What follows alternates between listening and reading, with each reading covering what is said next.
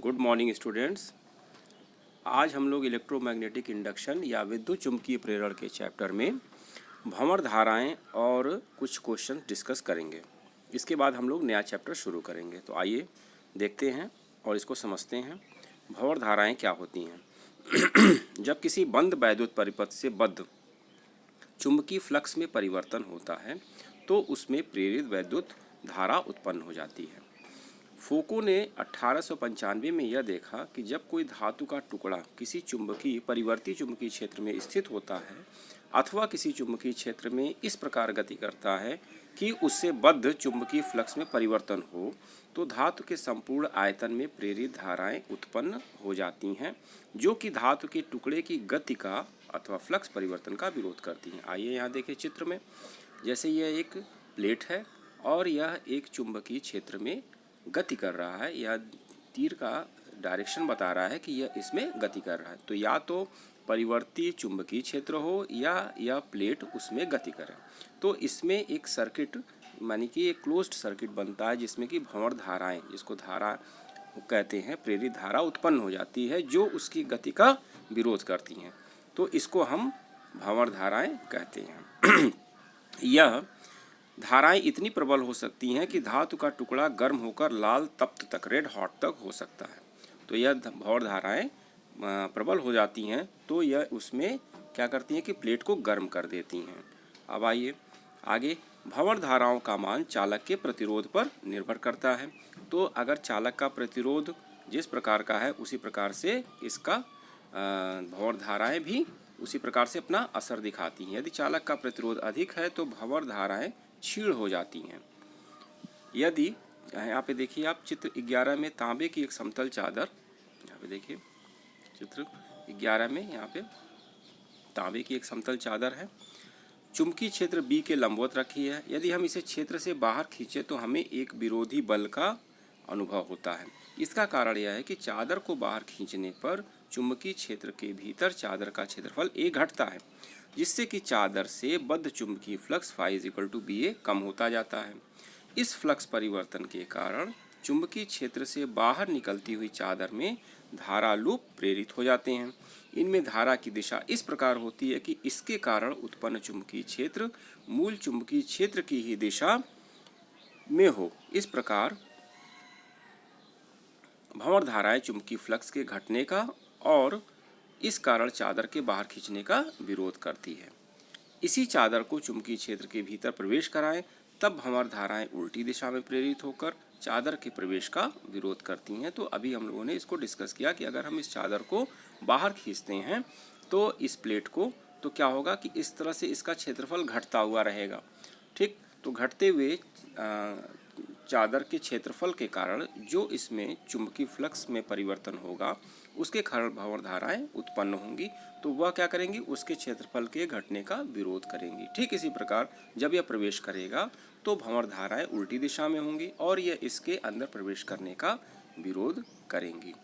अब इनसे भंवर धाराओं से हानि तथा उनसे बचने के उपाय, तो डायनमो तथा मोटर के आर्मेचर कुंडलियों की क्रोडों कोर्स में ट्रांसफार्मर के फ्रेम में भंवर धाराओं की उत्पत्ति द्वारा ऊर्जा का उष्मा के रूप में बहुत ह्रास हो जाता है, यानी इसमें डिप्रिसिएशन हो जाता है। इस ह्रास को कम करने के लिए क्रोड अथवा फ्रेम को नर्म लोहे के अकेले टुकड़े के रूप में नहीं लेते हैं, बल्कि नर्म लोहे की कई पतली पतली पत्तियों को वार्निश द्वारा जोड़कर बनाते हैं।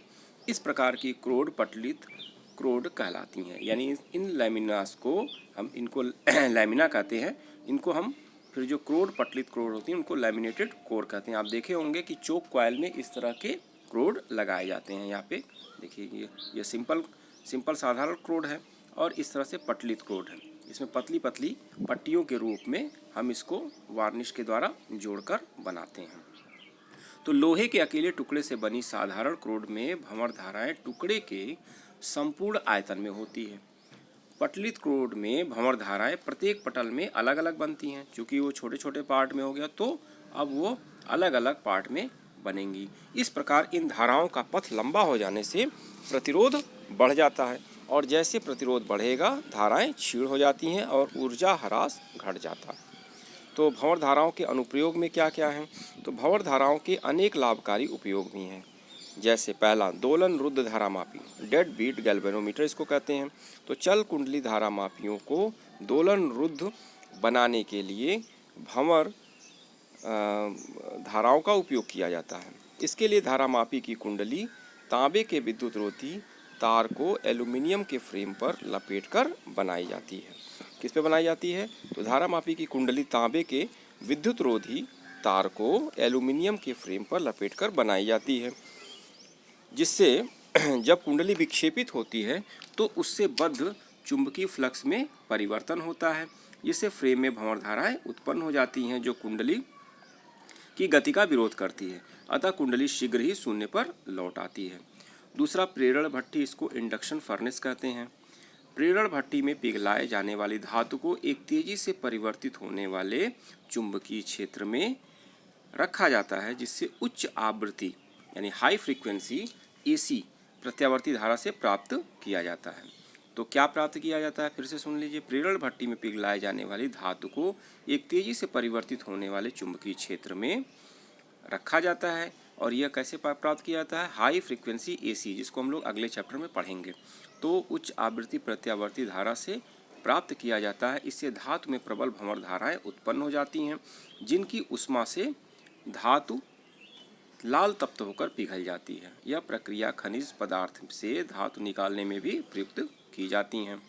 प्रेरण मोटर, इंडक्शन मोटर, तो यह क्या है? जब एक धात्विक बेलन किसी घूमते हुए चुंबकीय क्षेत्र में रखा जाता है तो बेलन में भंवर धाराएं उत्पन्न हो जाती हैं। यह धाराएं लेंज के नियमानुसार बेलन तथा चुंबकीय क्षेत्र के बीच आपेक्षिक गति को घटाने का प्रयत्न करती है।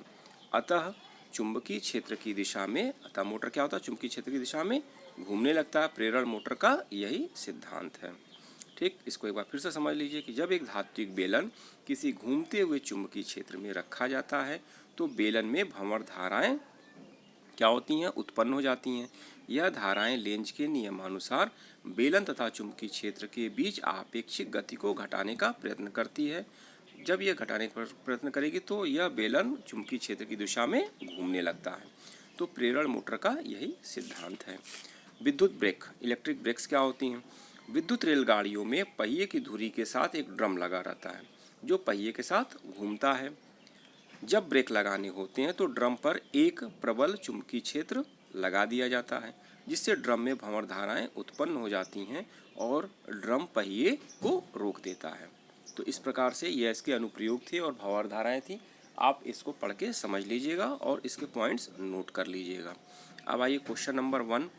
किसी समय t पर एक कुंडली से संबद्ध तात्क्षणिक चुंबकीय flux phi is equal to 4t cube minus 5t square minus 10t plus 70 weber है। तो समय t बराबर 2 सेकंड पर कुंडली में प्रेरित विद्युत वाहक बल ज्ञात कीजिए। तो इसको ज्ञात करने के लिए पहले जो दिया है उसको लिखते हैं। चूँकि यहाँ पे देखिए टाइम डिपेंडेंट चुंबकीय फ्लक्स है, यानी समय के साथ चुंबकीय फ्लक्स परिवर्तित हो रहा है इस समीकरण के अनुसार। तो दिया क्या है? चुंबकीय flux phi is equal to 4t cube minus 5t square minus 10t plus 70, t 2 second दिया है। तो फैराडे के नियम से क्या होगा? E is equal to minus d phi by d t. तो फाई को t के सापेक्ष अवकलन करने पर यहाँ पे क्या होगा? Minus D upon d T 4t cube minus 5t square minus 10t plus 70। अब इसको हम ब्रैकेट के अंदर ले आएंगे तो 4 को क्या होगा कि बाहर कर लेंगे, तो d upon d t t cube, इस तरह से minus 5d upon d t t square, ऐसे minus 10 d t upon t और d अपॉन डी टी 70। तो इसको हम ऐसे बोलते नहीं हैं, लेकिन ये हम अवकलन करने के लिए, इसको समझाने के लिए ऐसे बोला जा रहा है। तो हम क्या करते हैं कि ऐसे बोलेंगे कि टी क्यूब को टी के सापेक्ष अवकलित कर रहे हैं, टी स्क्वायर को टी के सापेक्ष अवकलित कर रहे हैं, टी को टी के सापेक्ष कर रहे हैं और 70 को कर रहे हैं।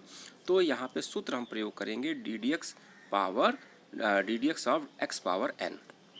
इसका अवकलन होगा n x power n minus 1। इसका हम प्रयोग करेंगे। यहाँ पे देखिए जो पहले घात है वो पहले आ जाएगा। इस समीकरण को आप लोग अच्छी तरह से, इस डिफ्रेंसिएशन को आप लोग अच्छी तरह से समझ रहे होंगे, क्योंकि ये पहले भी कराया जा चुका है।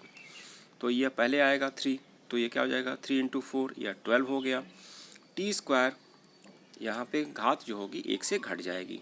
यहाँ पे क्या होगा, -10t हो जाएगा, 2 पहले आके 5 में गुणा हो जाएगा, और -10 क्योंकि यहाँ पे t पे पावर 1 है तो t पावर बाद में 0 हो जाएगा जिसका मान 1 होगा, और यह नियतांक है, इसका अवकलन समीकरण या इसका अवकल गुणांक 0 होगा। t बराबर 2 सेकंड रखने पर हम t बराबर 2 रखेंगे तो यह -12 × 4 -10 × 2 -10 सॉल्व करेंगे तो -18 वोल्ट यह मिलेगा हमको। दूसरा क्वेश्चन, 100 फेरों वाली तथा 300 ओम वाली एक कुंडली से बद्ध चुंबकीय फ्लक्स 0.1 सेकेंड में 0.6 वेबर से घटकर 0.4 वेबर रह जाता है। कुंडली के सिरों के बीच प्रेरित विभवांतर तथा उसमें प्रवाहित धारा का मान ज्ञात कीजिए। अब देखिए यहाँ पे n कितना है, फेरों की संख्या 100 है, r 300 ओम है, टाइम इसमें जो इंटरवल है 0.1 सेकेंड है, φ2 मान लिया 0.4 हो गया फाइनल, और φ1 था 0.6, तो d5 परिवर्तन फ्लक्स में कितना होगा, φ2 - φ1 0.2 वेबर। प्रेरित विभवांतर E हो जाएगा -d5/dt। चूँकि n फेरे हैं तो हम इसको लिखेंगे -ND5/dt, सबका मान रखेंगे। n हो गया 100, d5 का मान 0.4 - 0.6 अपॉन 0.1, तो यह हो जाएगा, सॉल्व करेंगे तो 200 वोल्ट। अब विद्युत धारा निकालना है तो I = हो जाएगा E/R, E का मान 200 है, R 300, तो 2/3 एम्पियर आ जाएगा।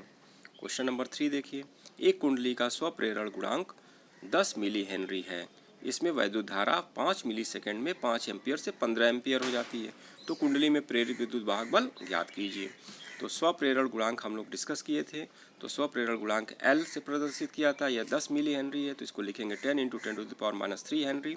dt टाइम 5 मिली सेकेंड है तो 5 × 10⁻³ सेकेंड, और धारा परिवर्तन है 15 - 5 यानी 10 एम्पियर।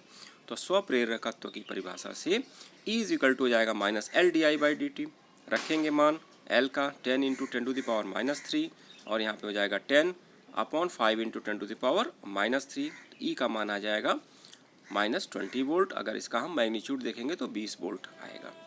यदि किसी ट्रांसफार्मर की प्राथमिक कुंडली में धारा 0.8 एम्पियर से 0.2 एम्पियर तक 4 मिली सेकेंड में घट जाती है, यानी 4 मिली सेकेंड में धारा 0.8 एम्पियर से 0.2 एम्पियर पर आ जाती है, तो सेकेंडरी यानी द्वितीय कुंडली में प्रेरित विद्युत वाहक बल की गणना कीजिए।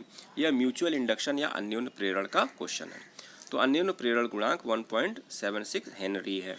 तो इसमें दिया क्या है, म्यूचुअल इंडक्शन कोफिशिएंट यानी अन्योन्य प्रेरण गुणांक 1.76, di1 यानी पहले में धारा परिवर्तन पहले कॉइल में 0.2 - 0.8 यानी 0.6 एम्पियर हो गया, -0.6 एम्पियर। टाइम इंटरवल है 4 मिली सेकेंड, तो 4 × 10⁻³ सेकेंड। अब द्वितीयक दूसरे कुंडली में प्रेरित विद्युत वाहक बल क्या होगा, E2 = -mdy/di1/dt। इसमें मान रखेंगे m का 1.76 और di1 का मान ऊपर निकाला गया है 0.6 अपॉन dt हो जाएगा 4 × 10⁻³ सॉल्व करेंगे तो यह आ जाएगा 0.44 × 600 या 264। तो हमको द्वितीयक में जो प्रेरित विद्युत वाहक बल होगा वह मिलेगा 264 वोल्ट। तो इस तरह से यह चैप्टर कंप्लीट हुआ। इसमें और भी क्वेश्चन आप लोग लगा लीजिएगा। अब हम लोग नेक्स्ट टर्न पर AC शुरू करेंगे। तो आज के लिए इतना ही, धन्यवाद।